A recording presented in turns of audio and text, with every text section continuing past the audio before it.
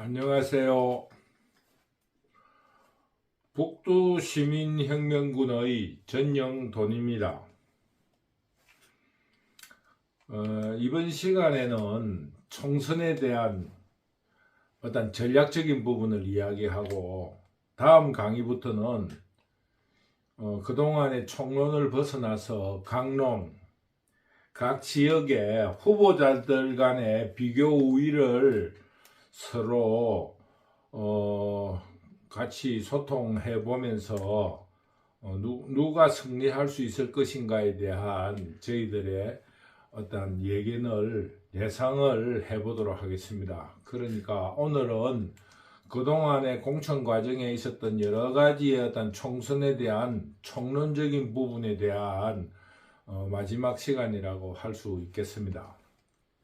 그동안에 거대 양당 그리고 제3정당 등에서 여러가지 공천, 창당 작업 등이 이루어졌습니다.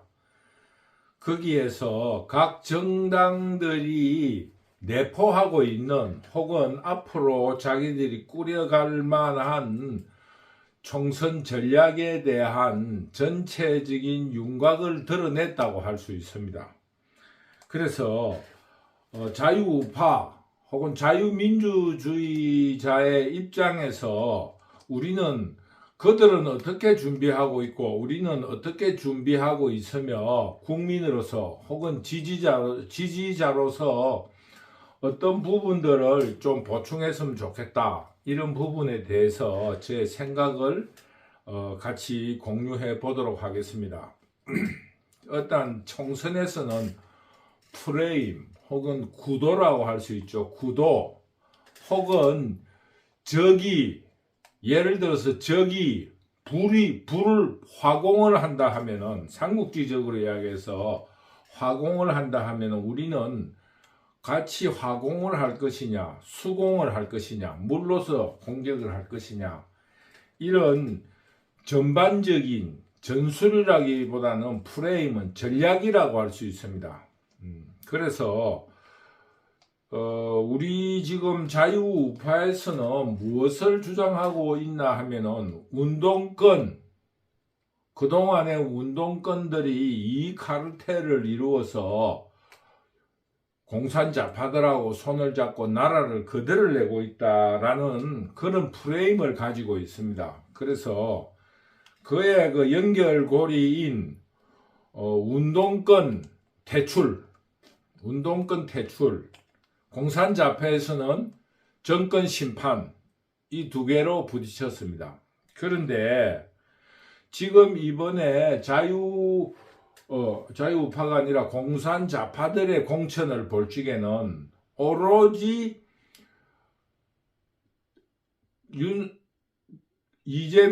이재명의 사법 리스크를 극복해내려는 돌격대들로서 공천이 되었다는 것을 알게 되었습니다. 그러니까 지금 공산자파들은 선거에 대한 프레임 그 자체가 없습니다. 오로지 이재명 방탄에 초점이 맞춰 있습니다. 그런데 이재명 방탄 플러스 윤석열 정권 심판, 거기에 검사 독재, 이런 정도를 가지고 선거를 이끌어 나가려고 하고 있는 것 같습니다. 거기에 대해서 자유우파들은 운동권 퇴출, 그리고 자유민주주의의 회복, 또 민생경제, 이런 여당으로서의 가지고 있는 그 이점을 활용해서 민생경제, 여기까지를 자유우파가 가지고 있는 선거 프레임이라고 할 수 있습니다. 그런데 저는 거기에 대해서 한 가지를 더 넣었으면 좋겠다 하는 생각을 가지고 있어요. 선과 악의 싸움이다. 조금은 추상적이지만은 그 악의 무리, 쉽게 말하면은 범죄자들, 특공대로 서기 위해서 범죄자들, 그러니까 선거악이라는 부분을 조금 더 세련되게 부각시킬 수 있는 선거 전술을 구사했으면 좋겠다 하는 생각을 가지고 있습니다. 그런데 지금 현재 윤석열 정부, 지금 자유우파 정부에서 지금 치명적인 현상이 드러나고 있습니다. 뭐냐 하면은 물가가 너무 오르고 전체적으로 민생 경제가 어렵습니다. 그거는 지금 현재 뿐만 아니라 언제나 국민들에게 있어서 가장 중요한 것이 경제이기 때문에 뭐 중요하지 않다고 하는 사람은 아무도 없을 것입니다. 근데 민생 경제의 책임론을 자유우파는 선제 공격으로 해 나가야 된다. 그것은 문재인 정부에서 이미 국가 부채를 1000조 이상이나 늘려놓았고 무상, 쉽게 말하면 코로나로 무상으로 돈을 풀고 또 이재명이가 그런 거를 지역상품권이라는 일종의 화폐를 무한정으로 남발하는 바람에 경제와 원론적으로 돈이 많이 풀리면 물가가 오르고 민생 경제가 흔들린다. 그것은 남미에서도 볼 수 있고 동남아에서도 볼 수 있다. 그러니 지금 현재 일어나는 민생의 혼란은 문재인 정부의 실책이다. 이 문제를 선제로 공격해 나가야 된다. 저는 그렇게 생각합니다. 그래서 저는 이재명이가 지금 문재인 정부에 대한 책임론을 내거는 것은 바로 이 경제 부분에 대한 책임을 벗어나기 위한 전략 전술로 보고 있습니다. 즉, 그것은 문재인 정부에서도 실책을 했고 그것을 이어받은 윤석열 정부도 잘못하고 있다. 이것을 바로 잡을 수 있는 사람은 이재명이 뿐이다. 뭐 이런 프레임을 가져가려고 하는 것 같아요. 그래서 지금 공천 과정에서 친문 세력을 심판하겠다. 책임져라. 윤석열 정부의 출현과 윤석열 정부의 실책은 문재인 정부의 실책과도 관련이 있다. 뭐 이런 프레임을 가져가려고 가지고 있지 않느냐. 즉 민생경제의 혼란에 윤석열 정부의 잘못이라고 할 때 윤석열 정부는 문재인 정부의 무상 화폐 발행이다. 혹은 무상 복지로 인해서 일어난 일이라 하는 책임론을 가지고 올 때 이재명은 문재인 정부도 잘못했다. 그리고 문재인 정부와 윤석열 정부는 한 패거리라고 주장하려는 선거의 전술적인 부분이다. 저는 이렇게 보고 있습니다. 즉 더불어민주당 내의 공천 갈등은 윤석열 정부와 문재인 정부는 똑같은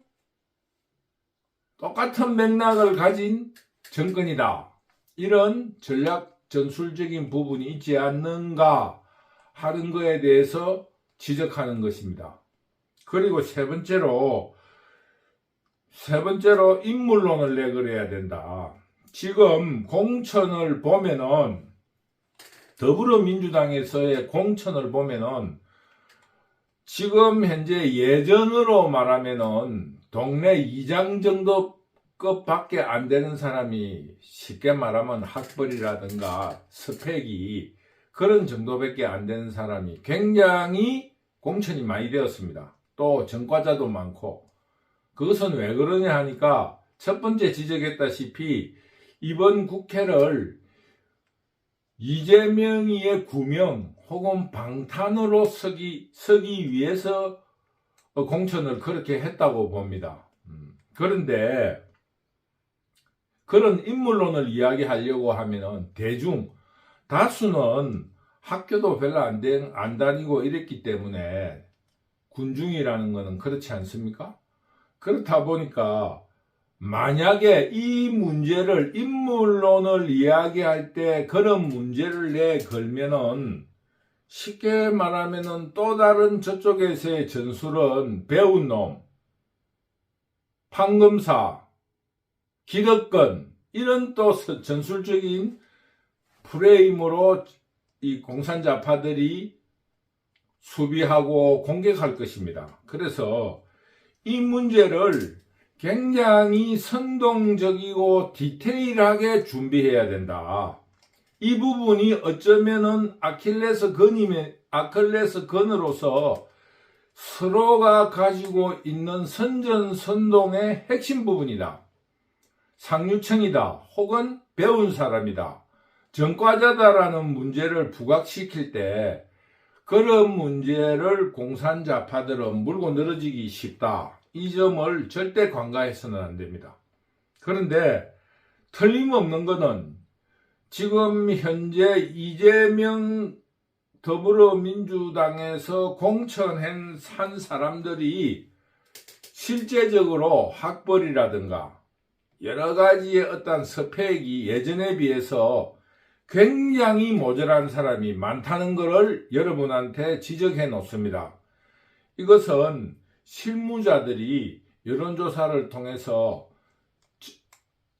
디테일하고 예민하고 또 강력한 선동선전으로 이용할 수 있는 슬로건을 만들어내야 된다. 그런 점에서 조심스럽고 정말 아킬레스건이다.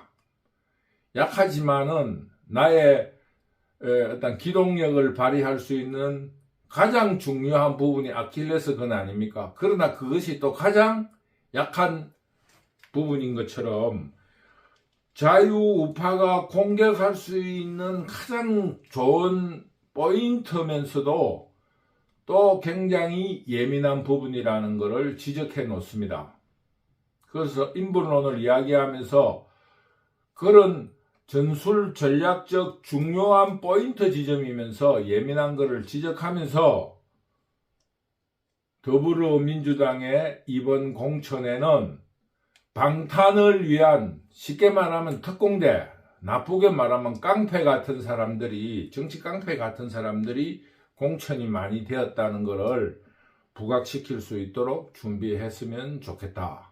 그래서 인물론에서 좌파는 이번에 방탄을 하기 위한 특공대, 정치 깡패 같은 사람들이 공천이 많이 되었고 첫째, 두 번째로 그것을 약점을 받쳐줄 변호사, 법조인들을 대거 등용하게 되었다. 그리고 나팔수, 언변이 좋고 쉽게 말하면 공격력이 있는 어떤 경륜이 있는 정치인들이 공천되었다는 것을 알 수 있습니다. 그런데 자유우파가 그 나름대로 공천을 무난히 했습니다만은 제가 볼 때 대구 경북의 김기현 또 원내대표 했던 그리고 도지사 했던 건영진이 또 그런 삼성급 이상의 몇몇 사람들은 굉장히 공천을 잘못됐다고 생각합니다. 지금 그 세 사람을 드러내고 아주 젊은 사람들로 전략 공천을 했어야 된다 하는 굉장히 큰 아쉬움을 남습니다. 그러나 지금 현재 제가 강력하게 주장하는 것처럼 이번에는 시민혁명 혹은 선거혁명을 이룰 수 있는 아주 적당한 좋은 기회가 왔다고 봅니다. 그래서 이번에는 과반수를 목표로 하는 게 아니고 선거 슬로건을 완전히 시민혁명 혹은 선거혁명이라는 제법 거대한 프레임 혹은 거대한 선거 슬로건을 제시했으면 좋겠습니다. 그리고 자유우파 혹은 중도까지도 이번에는 공산자파를 몰아내는데 혼신의 힘을 다하고 공산자파를 몰아낸 뒤에 우리 자유우파끼리 여당 야당으로 나눌 수 있는 그런 기회를 가졌으면 좋겠다 하는 게 제 생각입니다. 그래서 그 김기현이니 뭐 이런 사람들은 그 기득권 세력으로 하고 교과서적으로 개혁 보수 혹은 정통 보수 세력들은 따로 여당이 되든 야당이 되어서 서로 싸웠으면 좋겠다. 그러니 일단은 선거에서는 자유우파가 단결해서 공산자파를 몰아내자. 여기에 일치를 시켰으면 좋겠습니다. 그래서 선거혁명 혹은 시민혁명을 이루면은 지역적으로 한정을 가져서는 안 됩니다. 그래서 당선은 되지 않더라도 약 한 25%의 득표를 가질 수 있도록 전라도에 헌신의 힘을 기울여야 된다고 봅니다. 그래서 시민혁명, 선거혁명의 정당성을 회복하고 정당성을 갖추게 되고 또 전라도에서의 선전 혹은 기존 득표를 훨씬 능가하는 약 2배로 능가하는 득표를 얻을 때 그 영향력이 서울, 경기에 크게 미치기 때문에 선거 전략상에서도 굉장히 중요한 포인트다 하는 것을 지적하고 싶습니다. 그래서 결론적으로 말하면은 선거 프레임에서는 자유민주주의의 회복, 운동권 퇴출, 범죄자들, 악의 무리를 척결한다.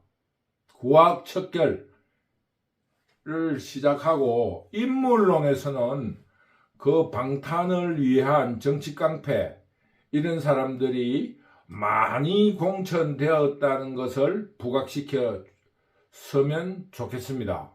그리고 민생 경제는 즉 문재인 정부의 실책이었다. 그리고 이재명은 거기서 책임론을 회피하려고 하는데 같은 정당이었다라는 것을 준비해서 정치 전략 전술로 만들어내야 할 것입니다. 그리고 지역 인물을 뽑는다라는가 과반수를 넘긴다라는 소극적인 어떤 구호에서 벗어나서 선거혁명, 시민혁명이라는 제법 시대 정신이 반영되는 거대 프레임 혹은 거대 이슈 이런 거를 만들어내야 된다고 저는 생각합니다. 즉 자유우파라든가 한국적인 선거 풍토, 정치 풍토는 유리한 쪽으로 대중들이 쏠리는 경향이 좀 강합니다. 물론 정치 이념이라는 것은 자기가 가지고 있는 주장을, 정책을 신념화한 것이기 때문에 갑자기 바뀌지도 않습니다. 그런 의미로 볼 때 이번 선거가 자유우파에게 그렇게 유리하거나 쉬운 선거는 아닙니다. 그렇기 때문에 더욱 거대 이슈, 거대 프레임을 만들어내야 된다. 이런 생각을 가지고 있습니다. 그리고 그러한 선거혁명, 시민혁명의 정당성을 갖추기 위해서는 전라도에서도 굉장히 선전을 해야 된다. 그래서 자유우파, 국민의힘 당에서는 전라도의 당락을 떠나서 약 한 25%의 득표를 할 수 있도록 헌신의 힘을 다해 줬으면 좋겠다 하는 생각을 드리고 싶습니다. 그 전라도에 대한 25%는 서울, 경기에 굉장하게 이 선거에, 투표에 큰 영향을 미치기 때문입니다. 그래서 우리는 이번 국민의힘 당의 공천에서 아쉬운 점이 몇 가지 있습니다. 그러나 우리는 그 사사로운 문제를 가지고 지금 다툴 수가 없습니다. 일단은 선거를 시민혁명을 이루게 되면은 거대 여당이 생기면은 저절로 분화가 될 겁니다. 그 분화를 통해서 자유우파들이 여당과 야당으로 나누어서 싸울 수 있는 정책을 가지고 경쟁할 수 있는 그런 시민혁명을 꿈꾸었으면 좋겠습니다. 저는 이번 선거를 소극적으로 치르려고 하는 국민의힘에 대해서 불만이 굉장히 많습니다. 지금 TK 대구 경북의 공천도 좀 더 개혁적이고 신선한 사람들을 넣어야 되고, 왜냐하면은 선거에 경험이 많은 사람들이 필요하기 때문에 경합 지역에는 이 선거에 대해서 위험이나 실험적인 선거를 할 수가 없습니다. 그러나 대구 경북은 실험적인 선거를 할 수 있는데도 불구하고 아주 구닥다리들, 오래된 물들, 고인 물들을 그대로 공천을 하게 되었다는 것에 대해서 굉장히 실망하고 있습니다. 그러나 이 모든 것도 일단은 듣고 공산자파를 몰아내는데 혼신의 힘을 다했으면 좋겠습니다. 지금 여러 번 이야기하지만은 이 선거는 역사가 준 절체절명의 기회입니다. 절체절명이라는 건 잘못하면은 범죄자들이 권력을 쥐고 나라를 막 흔들어낼 그런 위기에 있으면서 또 그런 약점을 국민에게 드러내면서 완전히 뿌리채 드러낼 수 있는 절호의 기회라는 그런 뜻입니다. 그래서 좀 더 자유우파 시민들도 단합에 대해서 좀 더 궁리하고, 또 자유우파들의 코인 유튜브에 너무 속지 마세요. 지금 그렇게 만만한 선거가 아닙니다. 그렇기 때문에 좀 더 심사숙고하고 좀 더 실용적이고 좀 더 실천적인 선거운동과 정책을 만들어냈으면 좋겠다고 생각합니다. 그래서 이번 승리는 반드시 선거혁명, 시민혁명이 되도록 모두 일치단결했으면 좋겠습니다. 오늘 강의는 여기까지 하기로 하겠습니다. 다음 시간부터는 각 지역별로 그 경합 혹은 어느 후보가 승리할 수 있는지를 검토하면서 우리가 얻을 수 있는 의석수가 얼마나 되는지 여러분과 같이 소통해 보기로 하겠습니다. 여러분, 구독과 좋아요 많이 눌러주세요. 감사합니다.